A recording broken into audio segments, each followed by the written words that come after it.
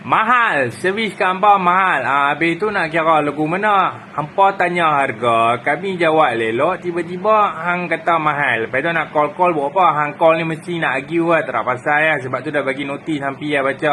Hang nak compare company A dengan company B, memang tak boleh belah lah. Sebab kami ada costing tersendiri. Ada survey. Hari tu kita dah ajak dah. Macam mana nak buat survey ni. Kalau kita dah tanya dah harga dekat satu-satu company, okay, thank you. Itu je lah. Kalau dah ada orang lain yang boleh bagi murah, pi je kat mereka.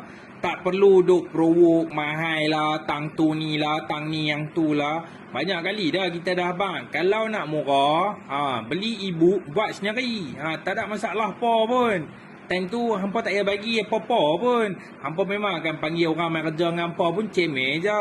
Kita hampa tak payah isi minyak. Orang kata apa, tools tak payah beli. Semua percuma pada masa tu. Okay?